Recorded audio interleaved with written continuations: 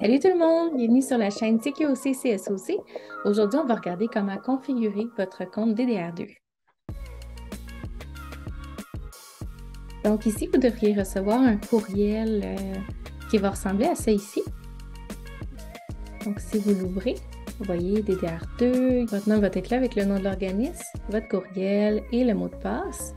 Donc vous pouvez ici faire un copier du mot de passe. Puis ensuite, vous pouvez cliquer sur le lien ici. Donc, vous êtes rendu sur le DDR2, vous pouvez coller tout de suite votre mot de passe, puis rentrer votre courriel. Donc, se connecter. Vous devriez voir ça ici en premier. La première chose que vous pouvez faire, vous allez aller sur Paramètres, puis Utilisateur. Vous allez voir, là, j'ai créé 2 comptes. On va aller sur le compte ici. Vous devriez avoir votre prénom, votre nom, le courriel et le mot de passe. Ici, c'est le type d'utilisateur. En fait, vous avez plusieurs niveaux d'accès sur le DDR2 pour protéger les données. Donc, vous avez Admin+, que ça, vous avez un accès total, donc vous pouvez faire de la modification et même supprimer des dons. Vous avez ensuite le administrateur, que cette personne-là a tous les accès, mais ne peut pas supprimer les dons. Par la suite, vous avez le niveau 2, qui est tous les accès, mais ne peut produire de reçus pour fin d'impôt. Et finalement, le niveau 5, qui vous donne accès à l'ajout de dons, sans accéder au nom des donateurs et bordereau de dépôt. Donc, pour le Admin+, je vous conseillerais que ce soit maximum 1 à 2 personnes qui a cet accès-là pour protéger, en fait, comme je disais, vos données. Sinon, si vous voulez donner l'accès total aux autres administrateurs, vous pouvez cliquer ici. C'est juste que ça va éviter qu'il y ait trop de gens qui aient possibilité d'effacer des données. Donc, on va laisser comme ça. Ici, c'est là que vous allez changer votre mot de passe. Donc, je vais rentrer. Voilà. Donc, mise à jour. Ensuite, on va aller dans le profil de l'organisme. C'est ça ici. Donc, vous avez tous les renseignements que vous devriez avoir déjà donnés au contact ici au bureau que vous avez pour qu'on puisse créer votre compte.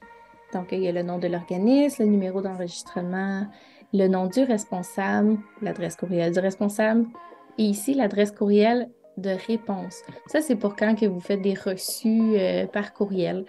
C'est l'adresse courriel que les gens vont voir quand ils vont recevoir leur reçu. Ici, vous avez l'adresse de l'Église ou de l'organisme. Donc, on s'assure que les informations sont correctes puisque ça va apparaître sur les reçus d'impôt. Puis ici, vous avez la section qui est pour les bordereaux de dépôt. Donc, vous avez le transit et le folio que vous pouvez rentrer. Ici, je l'avais déjà rentré dans mon tutoriel en anglais. Donc, j'ai la signature du responsable ici. Puis, vous avez le logo que vous pouvez insérer ici qui va apparaître seulement dans les courriels, les reçus courriels. Il faut s'assurer que l'image du logo soit en JPEG et qu'elle fasse maximum une largeur de 400 pixels par 400 pixels de hauteur. Donc, ici, en fait, vous pouvez signer sur un bout de papier que vous allez scanner. Puis, vous allez pouvoir l'insérer après ça dans le logiciel. Si vous n'avez pas de scanner ou que vous avez personne que vous connaissez qui pouvait le faire pour vous, vous pouvez contacter au bureau le contact pour le support DDR2. Donc, ça va nous faire plaisir de vous aider dans ce processus. Donc, même chose ici, vous faites juste télécharger un nouveau logo. Vous allez le chercher sur votre ordinateur, puis on fait mettre à jour le profil. Ça a été mis à jour avec succès. Donc voilà, c'est ce qui était pour la configuration de votre logiciel DDR2. Vous êtes maintenant prêt à l'utiliser. La prochaine étape, ça va être de rentrer vos comptes et vos donateurs que vous allez pouvoir voir dans les vidéos suivantes. Donc, j'espère que vous avez apprécié la vidéo.